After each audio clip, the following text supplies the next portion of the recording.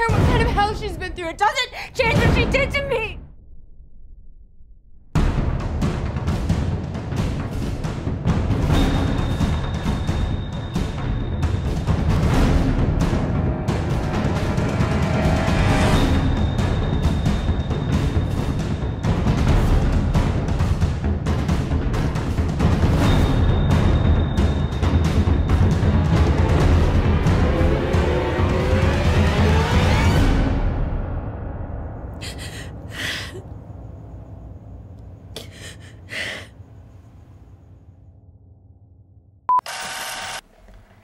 Action.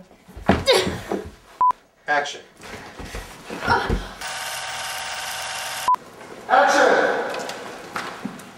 Don't try to use that on me. No. Cut!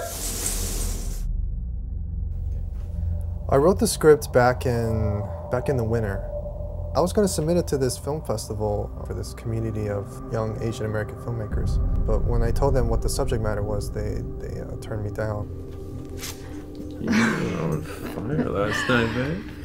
Yeah. So yeah, I think we should keep it down though. How I would describe the film? Well, it's a suspense drama about jealous rivalry. I can't let you.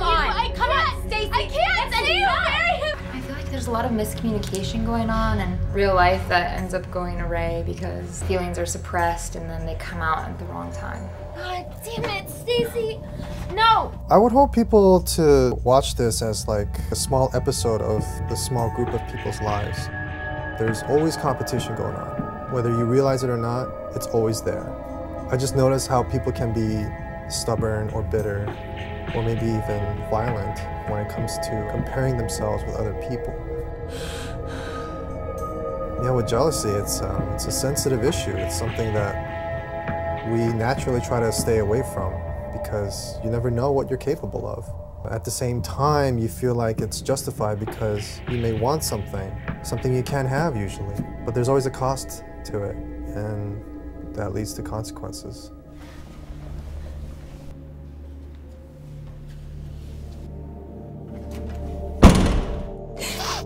Stacey, who appears to be normal, but inside her head, she's just very tormented.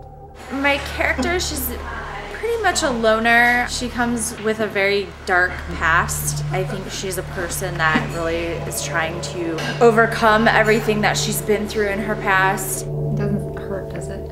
What? No. I was just seeing what they looked like after time. By herself, she's just a very lonely person who wants something simple because she can't have it. I'm sure we all had episodes where, in our own lives, where we wanted something we can't have, or we wanted someone we can't have. And you want to hold on to it as much as possible until it's completely hopeless. Stace? Parker. What still blows my mind about Jessica is that she was nailing it every time, like exactly the way I pictured it in my mind. I felt so lucky that she just got it. And I didn't have to say much to her. I didn't really have to direct her. Please, I have nothing but you anymore. I've lost everything. Please, I want to die.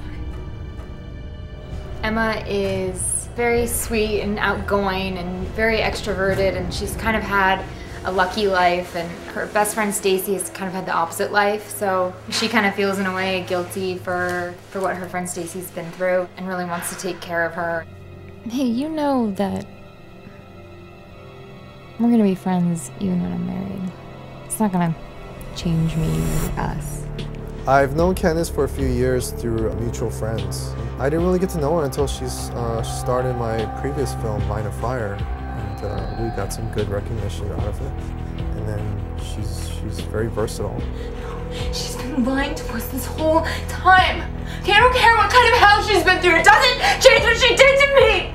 I love working with Candace. I'm in class with Candace, so we've worked together some in class in the past, but this is the most that we've gotten to like kind of create characters together, create a whole relationship, create a whole story.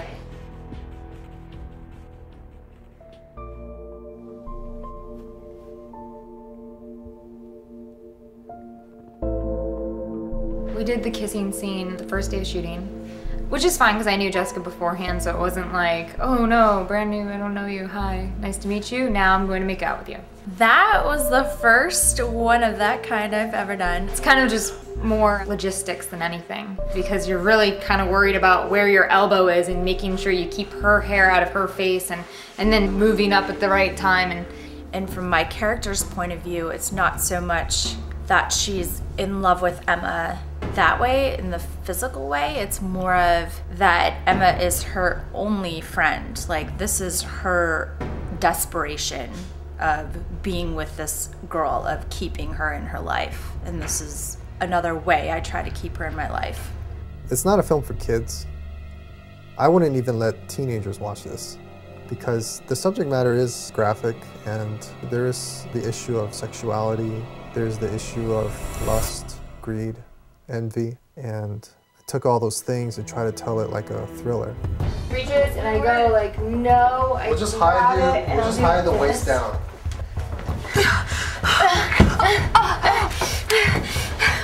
No. Oh no. Cut. Oh shit. Okay. I love doing physical scenes whenever I can. I can show you the damage it did.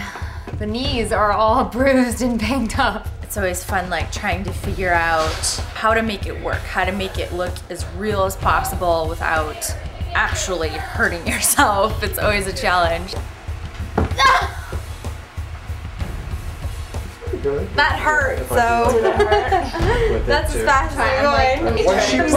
When she pushes you at full speed, we're gonna get that shot here, and then someone's gonna be there to stop you. We had a lot of fun. We just kind of, we went for it. We did a few rehearsals of it and just kind of got to beat the shit out of each other. Cut.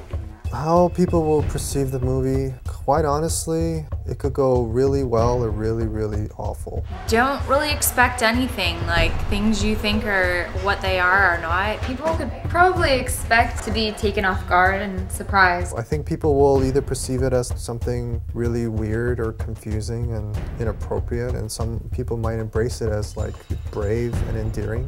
I mean, I don't know. I just tried to tell the best story I could. Cut. Oh, jeez. Cut. I just hope I convince people that you don't have to like it, but if you like it, great. But if you don't like it, at least I'd want you to understand it. Cut. We got That it. was so fast. That work? You got it. That's a wrap. Woo! Good job, everyone. Thank you, Claudia. Thank